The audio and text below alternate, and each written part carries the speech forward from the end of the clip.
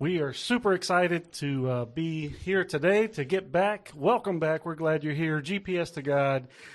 You all are the reason we do this, and we're going to pick up on some contest things we threw out a couple episodes ago. But before we get into all of that, we want to welcome our guest, Miss Amanda Dunlap. Thank you for being here. Yes, thrilled to be here with you all. Amanda is the Clinical Executive Director at The Next Door, and we are going to get into that hot and heavy here in just a little bit, but we want to say thank you for being here first, before we get into all this other nonsense we're going to talk about. Thank you for having me.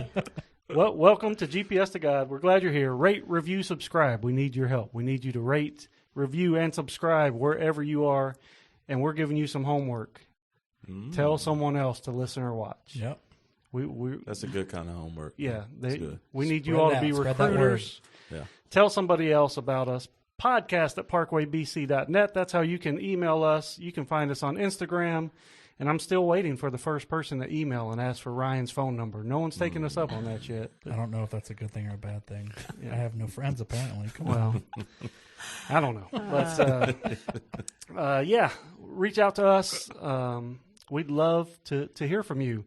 We have heard from a lot of you over the last little bit here with the contest. Amanda, you are here on a special night. Oh, good. I always like that. Episode number 30. Hey. Yeah. 30. There we go. Episode number 30. Nice. One you will not forget. I think, yeah, absolutely not. But I think we've come too far to stop. I think we just have to keep going. So. Yeah. But let's get into it. If you're watching on YouTube, make sure you hit that subscribe button. But you will see we have some gifts. So we had some cups sent in to us, and these are nice. When I say cup, tumblers or Tumbler, yeah. tumblers? I mean, they're legit. And They're so if Good sturdy. size. it's very sturdy. If you see them, they have our logo on there. You do they not want to are get hit awesome. with this. That's I all would I not gotta want say. to. Yeah. Do not want to get hit. That's it. So watch what you say. You say something know, stupid, right? Ryan. I know. You got it coming to you. But we got cups. We also got T-shirts. Fano is wearing his proudly. Indeed. I'll hold this one up for the camera. If you're on YouTube, you can check it out. It's got our logo. Very nice T-shirts. Yeah, well done. Very well done. All of these come from Brittany. Thank you very much, Brittany. And we're going to give her some. I think this is our first official sponsor right here, fellas. Yeah. Okay. The first exciting. official one. Some fun Nice. stuff right there. Simply Polyco. Simply Polyco. Let me tell you, go support Brittany and Simply Polyco. This is some like high quality stuff Yes. right here. Yeah. You can check them out on Facebook. You can check them out on Instagram. Simply Polyco. They have. Let me read this off. Monogram. This is just a couple things. Pretty much they can do anything, but monogram shirts, hats, backpacks, screen print shirts, baby items. Easter was yesterday, fellas. Yeah. Embroidered Easter bunny. So they had like a little teddy bear stuffed Easter bunny kind of thing with embroidered names on the ears. Nice. Canvas bags, pictures, face masks with designs, doormats, blankets, golf towels, pretty much anything that you can think if of. you can think of, she probably could do it. They can do it. And it's a great value, super high quality, and it's not going to break the bank. So check them out, Simply Polyco on Facebook and Instagram. So thank you very much. We're happy that you are here supporting us. Now we got to move on to some other business here, fellas. We threw out a contest. Yep. When Amanda, the other Amanda, we're going to have to start giving these Amandas nicknames. Several. You know, our podcast family is full of Amandas. Amanda's. We That's have a good at least thing. three. Yeah. At least three. Yeah, we do. If I'm forgetting one, forgive me. But we threw out a contest, so we had a contest, or we asked the other Amanda, like, what should the fans be called? Should they have a name? And we put it out to the fans, like, should we have a name? What do we? Absolutely, always. So we asked them to send in names, and we have several that have been sent in. And if we see one we like and we pick it, we're going to give them a gift card, $50 gift card. Wonderful. Zach has confirmed that he will pony up and chip in, even though he was So we said we would give a $25 gift card. The other Amanda said, Zach, a friend of the podcast, Zach will double that. Just make it 50. Absolutely, yes. So he took her up on that, but I'm into it. He has a way to pay her back. She doesn't know it yet. But Miss Kiana Thomas Biggers, affectionately known as Kiki. a frequent podcaster. Well, yeah, maybe. She goes by Kiki. But she is Either one. a frequent commenter. She likes to call herself the frequent commenter of the podcast. I think she went for the volume discount. She was sending in a bunch of names. She's trying to stack the pot. Yeah. Some are better than others. But she said, this is what her email said. Some of these are catchy. Some might be corny. But here they are. So she kind of took the sting away herself. Here's some of the names for fame. Futures. I'm sorry? Futures? Futures. Like, okay. Yeah. Okay. Futures. By Faithers. By, B-Y, Faithers. Okay. Believers. This is where she gets a little on the corny side. Blogging for Christ.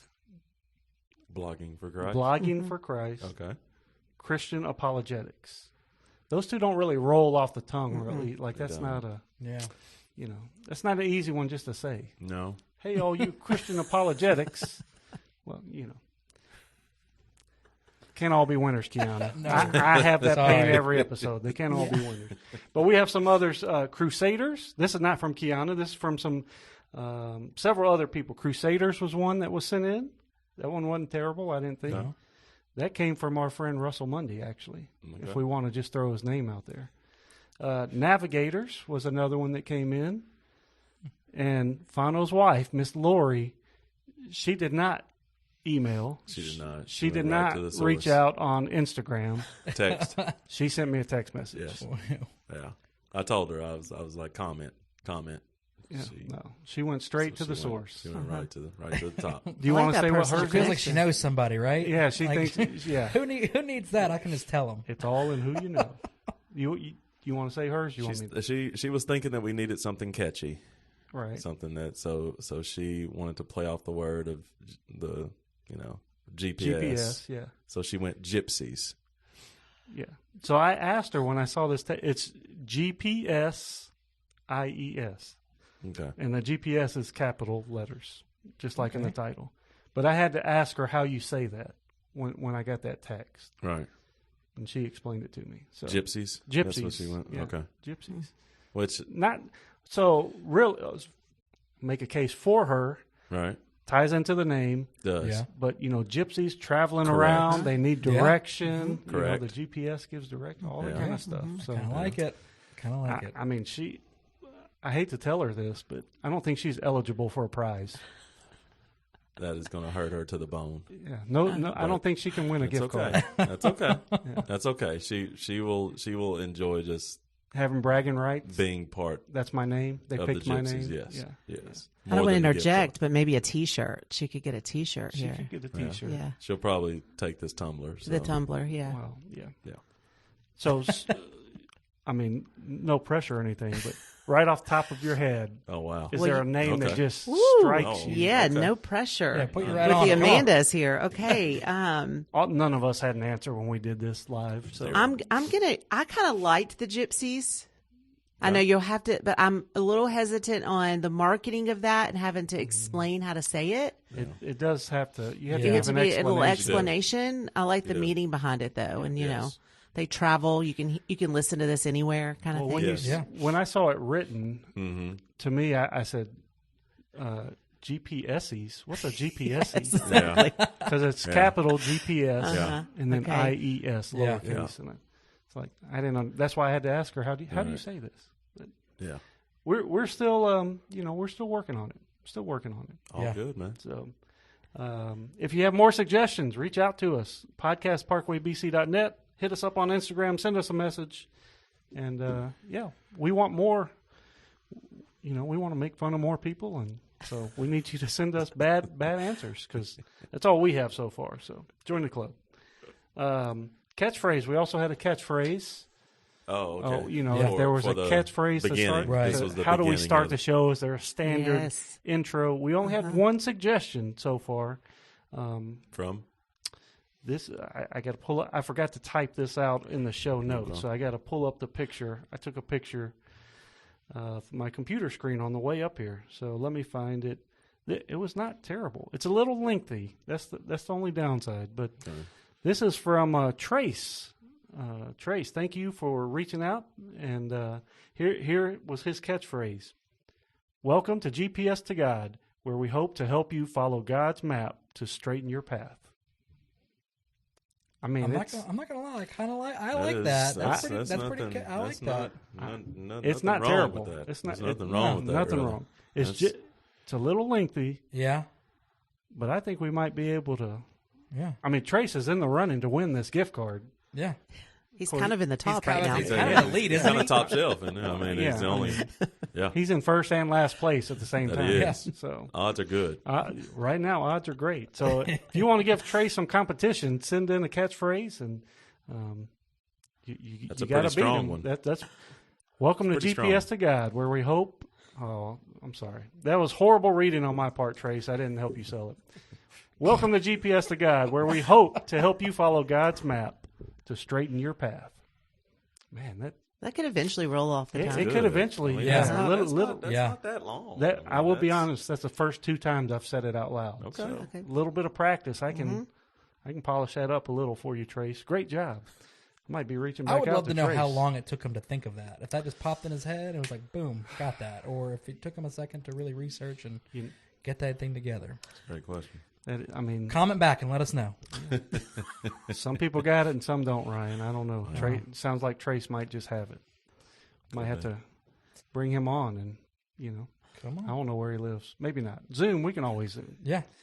Always got that option. All right, the last thing to mop up some old business here, time change. We were talking about daylight savings time. Oh, yes. Got to talking about Arizona. Do they observe it, not observe it? Right. Got a little education that some parts of Arizona do not Ah. observe it. And they're split, right? They're Pacific and Mountain. Did we I establish guess that? depending on the time of the year, they would be split. But then, Well, no, they're in different time zones. They're not completely in. Are they completely in like Mountain, or are they considered Pacific? For So this, it's all mountain time zone. yes, on the show notes that I typed out, Mm-hmm. Arizona is in the. This came straight from a listener. Arizona is in the Mountain time zone. It is in Mountain. Okay, 2 hours behind Nashville. gotcha.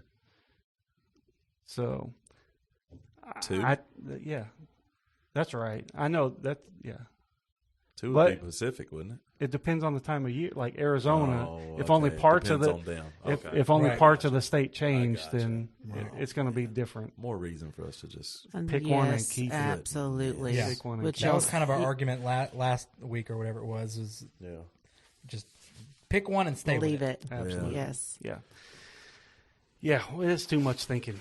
Too much thinking. But all right, that's all for the old business. Reach out, keep those fan names coming in. If you have a catchphrase, or if you think we don't need a catchphrase, let us know that as well. But let's move on to something new. Miss Amanda Dunlap, we are so glad you are here. Amanda and I have known each other for a long time, even though we're not that old. But That's right. That's right, Daniel. after she came in tonight, we started making connections. She knew all of us from Crazy. different walks of life. So and crazy. did not know that till she Awesome. came in. So No. it was very, very cool seeing those connections. But like we said before, Amanda is the clinical executive director of The Next Door. That does not roll off the tongue either. by No, the it way. doesn't. I agree. Absolutely. It agree. sounds very fancy and cool. Oh, though, it's but- not so fancy and cool, but But the Next Door is a great treatment center here in Nashville. And Amanda, why don't you just tell us a little bit about what is the Next Door and what you all do? yes, the Next Door is a treatment center for women only, and I want to highlight that we're gender specific, so we treat only women, and we run from medically monitored detox all the way to outpatient. So we're treating women from addictions, and we are setting them up for a lifetime recovery. That's our goal, and when a woman comes through our door. They're always a part of our family, whether they stay a day, whether they stay the whole length of stay, every level of care, which is outpatient included. They're always welcome to come back. I still have women that sometimes call that came into the program 12, 13 years ago, and you're still there. And I'm like, yes. And are you coming back to aftercare on Wednesday nights? Is always before I hang up the phone, what I say. But they're always a part of us. So we're really trying to equip women for a lifetime recovery. And we treat a whole woman there. And we can talk a little bit more about that. But woman walks through our door maybe with addiction on the forefront, but there's a whole person there, and that's not their only piece of their story they bring to the table. So, yeah. Who is eligible to come in? Is it open to anybody, or Great is there question. some kind of prerequisite that Great they have question. to fulfill? Yeah, 18 and older. So we treat 18 and older.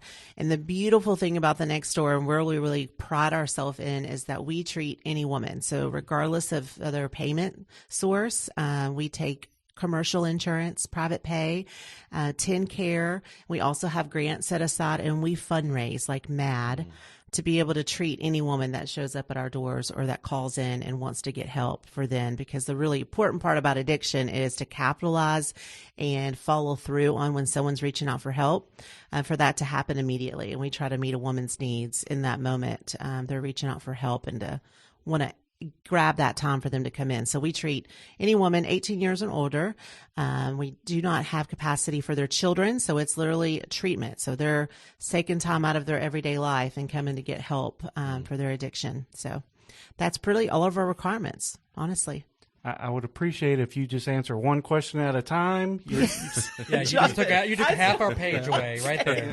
Way to go, man. Like come up with We a can different dig in. contest. Yeah. New We can contest dig or in. something. New content. Is Nashville y'all's only location? or Great y'all- question, Ryan. We actually have a location in Chattanooga, which I was planning to talk a little bit about too. Okay. The Next Door, do we want to go in the history right now? If How you want to go, we wanna arrived go with here. this. Okay. I kind of like to tell the whole story because it's meaningful. It's How did it important. start? Yes. How did it start? Yeah. How did So it- the Next yeah. Door started in 2004 from a group of, we really still call them the Wild Praying Women. Women from First Baptist Nashville, downtown. And the church owned an empty building, which used to be the old Mission building, actually, Okay. which is now a multi-million-dollar hotel like everything else in Nashville. But the old Mission, and they had that sitting empty. And so they wanted to know, how can they meet a community need? So they did a needs assessment. And really what they found was there was a lack of resources for women coming out of incarceration. There was a lot for men, a lot, I use in quotes. I mean, there was more for men, and really a deficit for women coming out of incarceration. So they rented that building, and we rented that up until 7 years ago for $1 a year. Wow. And so pretty much gave the building for this ministry. And it started as the Downtown Ministry was the name of it. And we eventually changed our name 15 years ago to the Next Door. And that was really the meaning behind that is like when a woman is being released from prison, you go to the gate of roll up one. That's kind of like where you go before you take that first step back into freedom. And we wanted to be there, and we met them there. We picked them up from prison and to walk into the next door of their life of freedom and purpose, fulfillment, all of that. So that's really kind of how we started, was reentry work, right? So our Chattanooga location, we are in Chattanooga. Our location in Chattanooga is solely focused on reentry. We are the best work in reentry field. We have had we've talked across the country about our program. Our recidivism rate is in the 15-16, which the national average is much higher than that. So women that successfully go through our program do not re-enter incarceration, but only at 15%, which is unheard of. That's awesome. And we really, we treat a woman as a human, as a woman, and really work on the whole self. And so that means we really capitalize. We started treating what's called, I'm going all over the place. Do y'all want me to slow down? No. This Co-occurring disorder, which means we're treating someone's addiction and mental health, which really that's kind of what everyone knows nowadays. But even when I entered the field 15 years ago, that was kind of not everyone. There was either addiction or mental health services, and you had to go different places to get that. And what you find is someone to like really get the most benefit is they're treating both. And we've been doing that since day one, thanks to our phenomenal leaders from early on. Well, somebody that enters prison Yes. for any length of time, Right. a week, a year, Yep. or whatever, you're going to have some mental health Absolutely, issues Daniel. when you come out of prison Without a because doubt. it's not a normal place. Right. Sure. Yeah. Absolutely. And a lot of times people don't know a lot of trauma happens behind bars. So you may have entered there with some trauma, and then more trauma can happen behind bars. So there's a lot of facets to treat a person when they are re-entering society. And so that's what we do in Chattanooga. We still do that. That program is a 42-bed facility. We call it our Correctional Release Center. And we are partnered with the Tennessee Department of Corrections. They send women there that are about to transition. I mean, they can stay there 6 months to 24 months. Oh, wow. So they're getting, they wear normal clothes. They're not a number any longer when they enter there. They have their name when we call them by their name, and we don't have correctional officers in that facility. We have therapists. So they're technically still They're still incarcerated. but they get to be Yes, at your facility. that's exactly Wow. right. Yeah. That's great. That's So it's awesome. pretty incredible. But we have going on there, and have a staff there that are all trauma informed, trained. And so they're treating every interaction as if, with just uniqueness, and really taking that whole woman into their care and treating them that way. They go on work release. So they do go to jobs once they hit a certain level of that program. So that is Chattanooga. We could keep talking about that. And we're really proud of that program. I have a question. Maybe give it to I'll me, go back yes. to Chattanooga. Yeah. So why Chattanooga? Yeah. Did y'all have a connection Great question. there? We opened Chattanooga when we had Nashville, Chattanooga. At one point, we had a Knoxville location. Okay. So we were kind of going across the state where the needs were for reentry services. And so we're actually on the property of Moccasin Bend, which is a state-owned property. And we kind of use their facility. So we don't own that building. The state owns that building, and we just do all the upkeeps to that building. So Gotcha. it's a great question. Yeah. Deal. You talked a little bit about money, and that, Mm-hmm. I mean, I can absolutely see where that would be a limiting factor for somebody Mm-hmm. coming to this program. If they have $0, can they still attend? I know you said you fundraise and all these other things. If they are the lowest of the low with no resources, how do you handle those people versus somebody who may be coming from a job or a different situation where they have some money available? Yes, we treat every woman that comes, and that is really where our grants come into play. We have state, federal grants, as well as local corporations, organizations that we write grants for that, fund different parts of our program. But yes, we can treat any woman that comes. And then majority, so when you broke it down percentage wise, about 80% of our clients have a 10 care. So, which is still doesn't cover the cost of our services. We are trying to get that message out there really because we're a nonprofit. And so our fundraising, when I say fundraising, our, development goal this year for fundraising is $2.3 million to raise. So we have a huge goal in front of us, and we'll accomplish it. But it is a big goal for us to do that, to be able to provide the same quality of care for every woman that has means or does not. Do you have any fundraising events that you do every, Yes. a repeating fundraiser? Yes, so glad you asked, Daniel. Yes, we actually have our first fundraising event this coming Monday at Topgolf. Nice. We have a young professionals board, and they have just brought a lot of energy and just fun to the development department, and they kind of sponsor this Topgolf event. So we have a 1 to 4 time and then an evening time where we have teams that come in and compete, fun things. We have giveaways, all of that. That's our first event. And then our big event that we've done for years is in October, at the end of September, October, where we call our annual benefit. And we've recently, in the last 3 years, I think, with COVID, it's a blur. Yes. We did one where it was at home, where we everyone, we did a video and everybody did it at home the first year of COVID. And that was an interesting year to try to raise millions of dollars for sure. But anyways, in October, we do our annual benefit and we do a breakfast and a lunch. And we're exploring dinner option this year, but we do the same program twice and we bring in around 12 to 1,500 people for that benefit. And that's really where we capitalize on a lot of our fundraising. And then the last 3 years, again, our Young Professionals Board we do a songwriters night. So we have, here in Nashville, that's kind of a great gig. And we did last year at the, what is that? Acme. And we did it there. And it was Feed and Seed downtown, Yeah. That mess downtown. All of us that live there avoid that area. Right. Yeah, right. But that was a great event. That was actually the first time I went. It was last year, and we had 4 or 5. Many of them are in recovery themselves, songwriters, and it was wonderful. So it's more of an intimate setting, dinner. That's awesome. Yeah. So those are our 3 main events for sure. So those are fundraisers and events. So what about if someone can't make it to those and they want to still donate and participate and help y'all out? How would they do that? Yes, they could go online and give. There's direct links to give at our website, thenextdoor.org. There is links there. They could also call in, but many people give online or write a check and send it old-fashioned snail mail. We love getting mail. Yes, we love getting mail. That's awesome. Yes, thanks for asking, Ryan. Yeah, definitely. Who here has stamps at their house?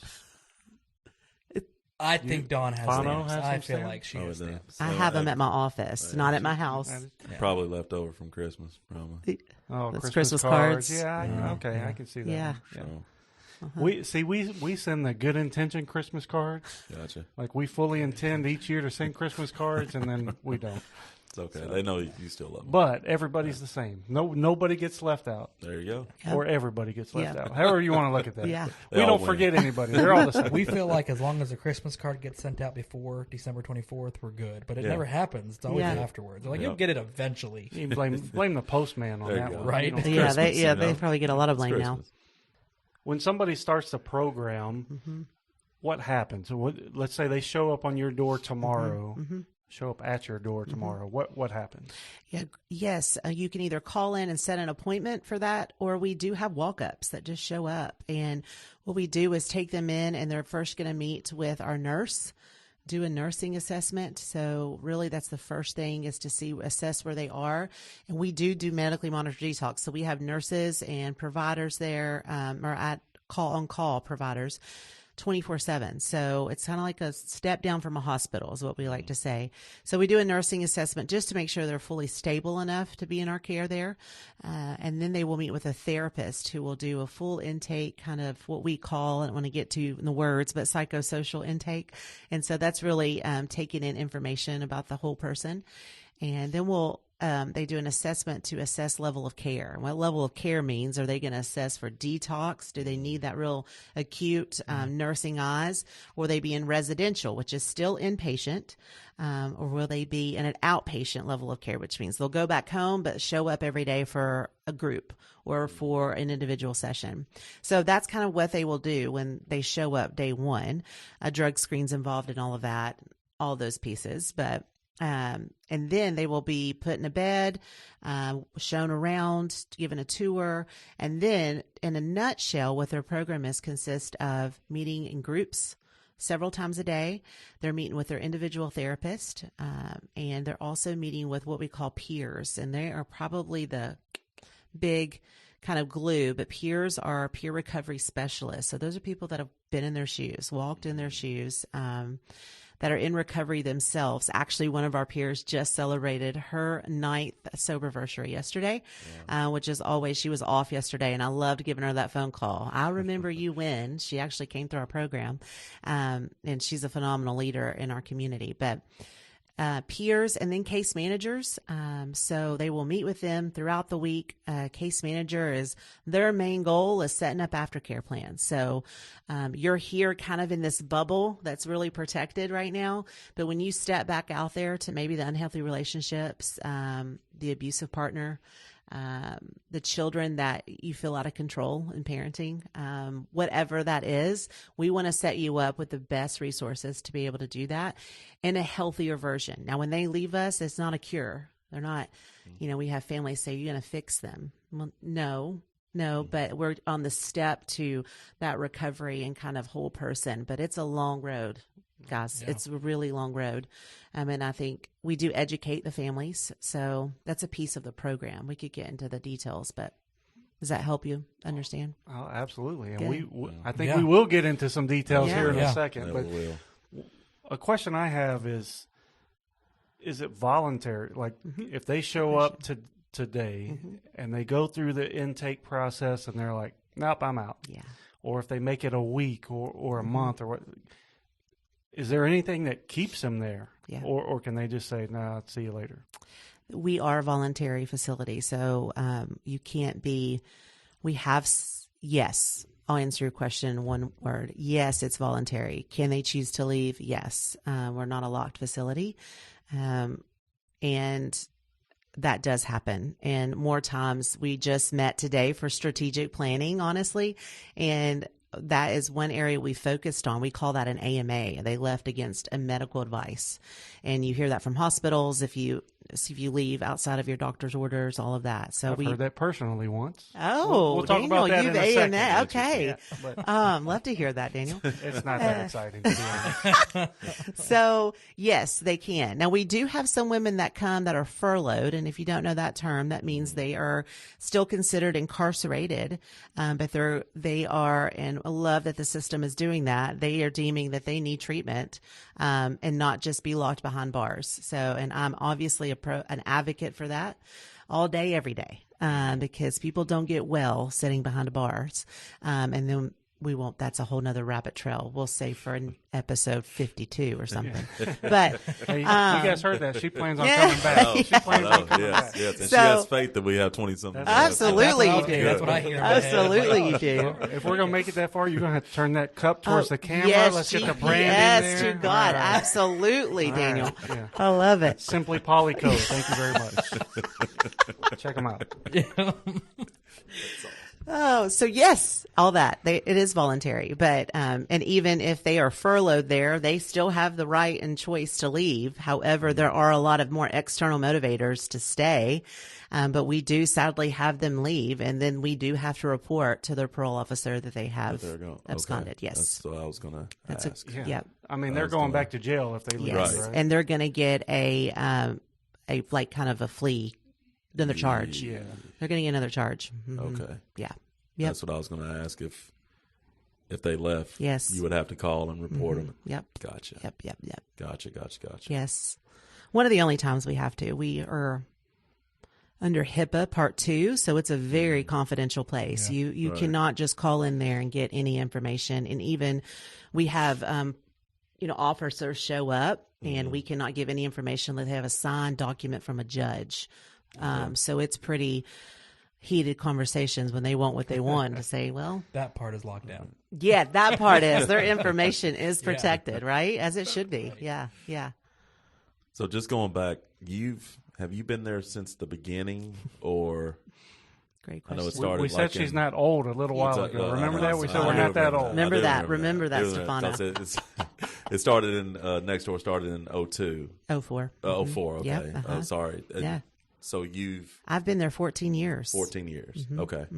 Okay. I went there as a intern out of Oh, grad okay. school. Yeah. Okay. And have never left. And I'm awesome. pretty proud of that. great. I've had the opportunity. People say, how in the world?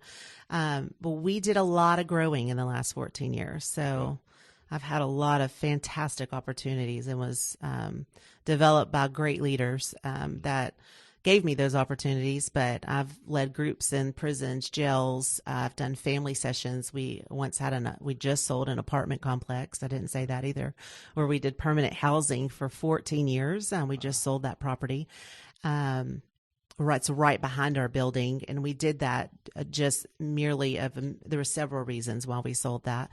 But that was a hard decision to come to, but there was a 21 unit apartment complex for women and children.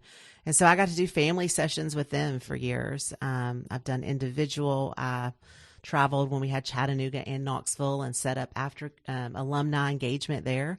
So I'm really thankful for all the opportunities it's offered me, and love leading the team that gets to do all the work we do now. So mm-hmm. In the program, is there a point where y'all are, sharing Jesus, sharing the gospel? Is that yes. part of everyone's, I guess, path that comes through there? Great question. We treat, as I said earlier, a whole woman, and faith. We are grounded on faith as one of our core values that we are. And we have a spiritual wellness coordinator who really, Wednesday evenings is kind of the night they come together, and how we approach that, and I'm not going to skirt around the issue. We are faith-based. We're praying. Before meetings, we open most meetings with Jesus calling, and we're praying, and really thankful for how the Lord has just led this organization and still continues to. Mm-hmm. And our women, how we work with our women in their spiritual aspect of just, if you know AANA, there's a spiritual component to recovery. And we as the next door, we're founded on the Lord, that's our faith. Mm-hmm. Women enter and have a lot of spiritual trauma, many of our women. And so they've got trauma at a lot of angles. And so whereas it may not be a tent revival approach, right? I don't know how else, there's, a great that's wonderful, but we also are going to meet that woman where they are. So many of them maybe aren't at a place to talk about their faith or what in the AANA the higher power is. Sure. But our Tambi does a fabulous job at Wednesday nights, normally from a story from the Bible, and she relates that to Journey of Recovery and kind of where they are, and they break out with our wonderful volunteers. We have the most devoted spiritual wellness volunteers, that women that have shown up for longer than I've been there. Wow. Our founding board chair still shows up every Wednesday night. So talk about commitment. It's phenomenal. And they then break out into small groups and get to have small group discussions, and it's really great to see women kind of like come to realization of some things in their faith. Every woman gets a Life Recovery Bible. And I don't know if you've ever heard of that translation. If you haven't, you should look into it. If you have someone in your life that's in active addiction or in recovery, it's a great Bible that kind of brings in AANA language, kind of recovery language, and is the word. So it's a great resource for our women to, even if they're digging in and they have a strong faith or they've never even broached that topic, it's a great, and every woman gets that and they're welcome back. So to say if a woman wants to be met with Tambi, or if they're a therapist, they want to be prayed over, we absolutely do that. So there's that component, that underlying, and if you walk through the doors, there's something different about the next door. And I definitely know that it's our faith and how we treat women with integrity, and that comes really from our faith background for sure. So yeah, that answered that question. Oh, perfect. You've mentioned a couple times AANA. Yes, Alcoholics Anonymous, Narcotics Anonymous. Yes. Just in case somebody didn't. That's know great. I'm glad you brought that up. We talk a lot in acronyms, so I do try to explain those. That's good. Yeah. Do you all partner up with any other nonprofit organizations besides, say, jails, like, say, the Mission or anything like that? We absolutely do, Ryan. And we are always wanting to broaden our partnerships. One just in the last year that we've developed, which we're really excited about, is Thistle Farms. And a lot of people know that nonprofit in Nashville. It's kind of known worldwide, Becca Stevens. And it is women, they treat kind of like they are a 2 years kind of program. They're more long term. But we are their kind of treatment provider. So when they get a new woman, they come to our outpatient level of care. So we're kind of their treatment provider, and we partner with them in that way. And we started a 3 to 6 IOP, intensive outpatient program, specifically geared towards their women. But we let any woman can join that group if that time works in their life. Cool. That's a recent one to tell you about. We have some with transitional housings that we will help even help with some of their program fees there while they're engaged in our lower levels of care, PHP, partial hospitalization program, or IOP. Yeah. So we will help pay for that. That's a huge barrier to many of our women, is that I need ongoing treatment, but I don't have the funds to pay for my housing and to continue to show up. And if I need to get a job, so that is a great avenue. We try to eliminate every barrier for a woman to come to treatment. So yeah, we have many other partnerships, but yes. Cool. Another one is the YMCA, downtown YMCA. Our women get the opportunity twice a week, go there and have yoga. They offer different groups, and the leader is just our women. So their therapist goes with them. And so that's we're right downtown Nashville, if you didn't know where we were. And so to be kind of surrounded by other buildings, it's nice for our women to be able to get out, see the world, maybe for the first time clean and sober in a really long time, and have a therapist there with them. And then they do a process group after that. So we are extremely grateful for the YMCA and that partnership. Awesome. You said when someone leaves your program, you're trying to give them resources to continue to help them outside of your building. Mm-hmm. Are you giving them resources for faith as well? Like, I know the Wednesday night thing, they can come back to that, but are you trying to help them in that way also? It's a great question, Daniel. We have volunteers that come in from different churches, and they will invite them to their church. And community is really big in recovery, having a home group, an AA/NA home group, but also a lot of folks find kind of comfort and security in getting plugged into a church that they feel safe in. So absolutely, we offer that. Should a client want to know where they're going to, if it's not going back home, if it's staying in Nashville, if they're from another part of the state, we will plug them into a church for sure. Absolutely. As far as volunteers go, can they just contact over the website? Yes. And then is that a way to link up with you? Okay. Absolutely. There's a link on there that you can volunteer opportunities. Okay.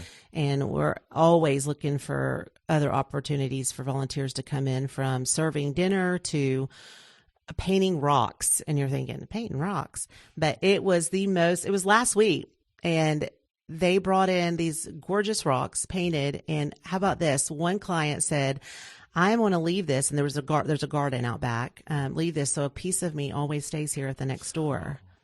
And I'm like, how therapeutic is that? Yeah. Right? Like, that's beautiful. It gets them out of self, right? And doing things that maybe they've never done. I don't know if you've ever painted a rock, but it can be very therapeutic. And we have some that come praise and worship, that bring praise and worship nights to the next door.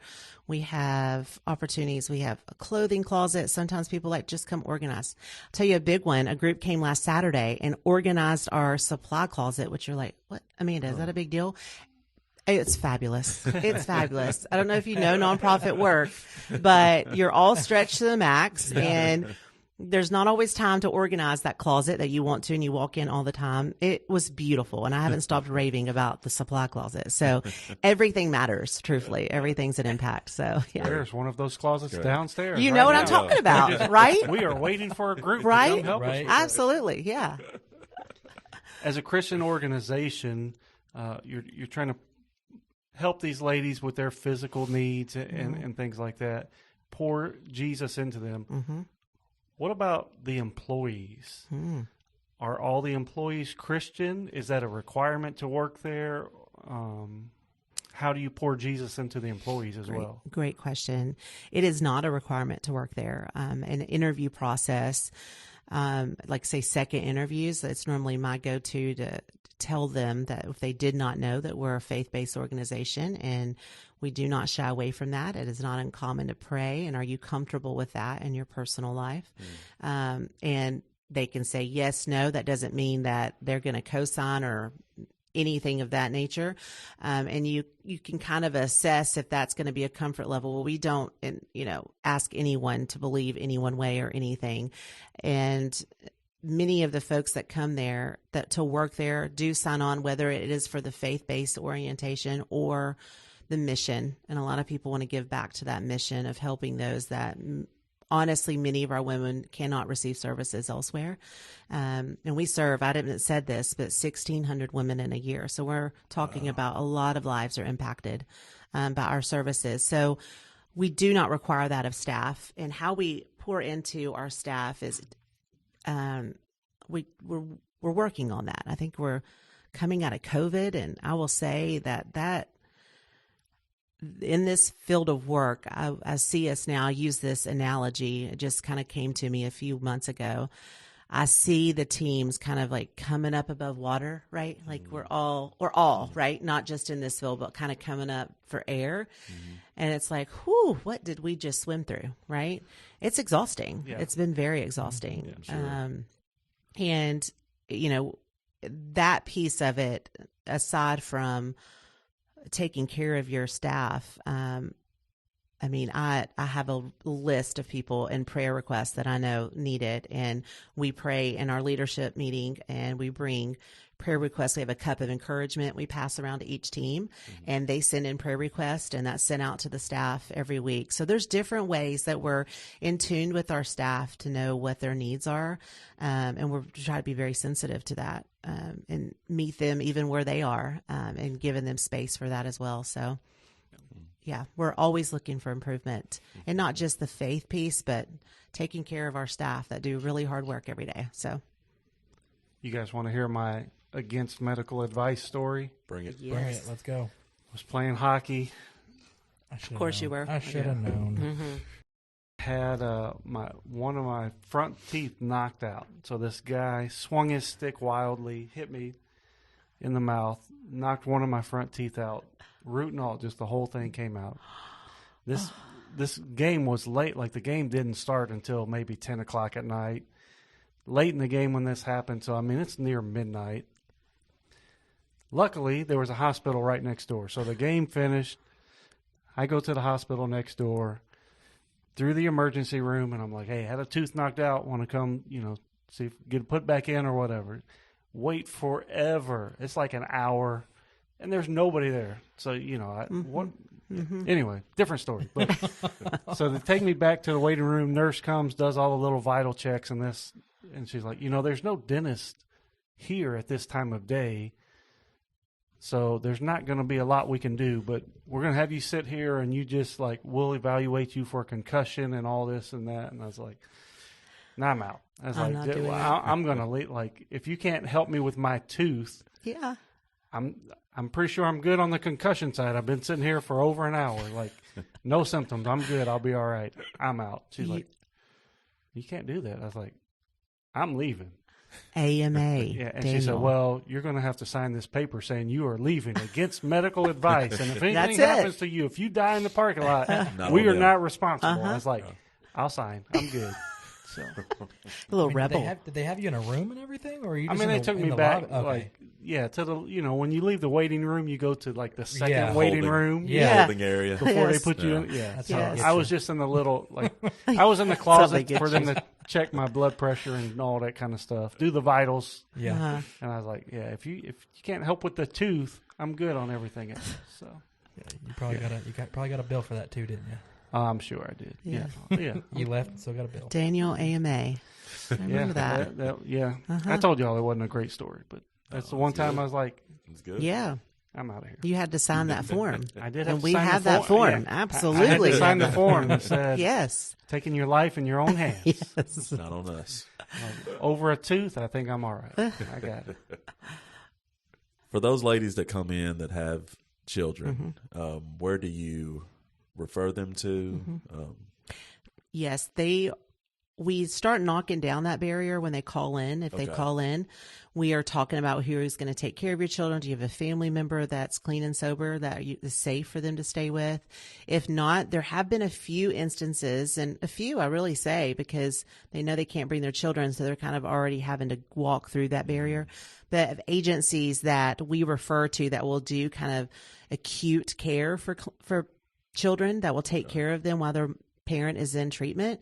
And those are wonderful agencies. And the Nashville area, and I'm sure there are a lot of other places around the world that do this, but that you don't have to involve kind of DCS, Department of Children's Services, involved in that care. And we really stress that this is, someone that will take care of your child while you enter treatment and will have ongoing conversations with them. We have done that on a few instances. It's been very successful.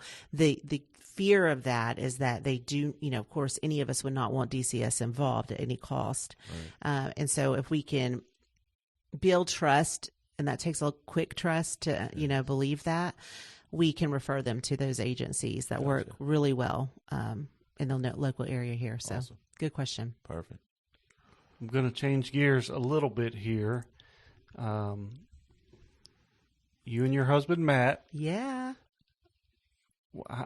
I don't remember exactly how long you were married. I don't think it was too awful long, but you all then had a house fire. We did, yes. How long were you married? We had been married 3 years at that time. 3 years, yep. Had a house fire, yep. Lost everything. Oh, no. Yes. Can you talk just a little bit about that and maybe, the stress on a young marriage, how you all came through that, what you were doing to cope with that? Absolutely.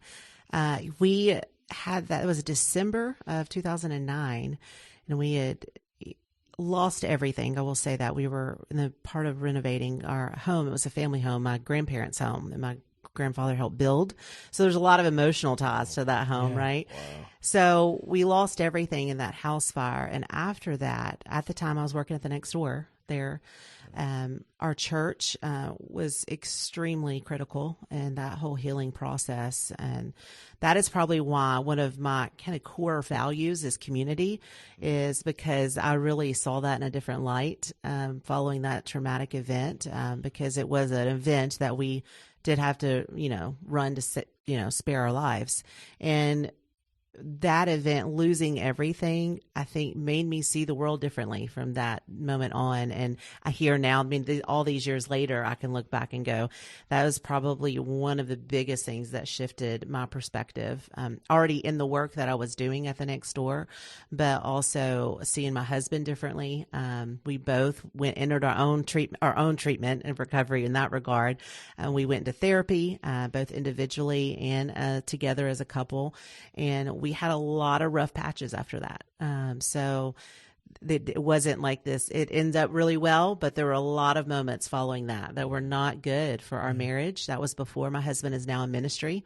And I really think that may have been the catalyst that kind of shifted that the Lord opened that door for us to enter ministry together, with him being a pastor now. I never would have said I married a pastor almost 16 years ago. That's for sure. And anyone that knows me is like, yep.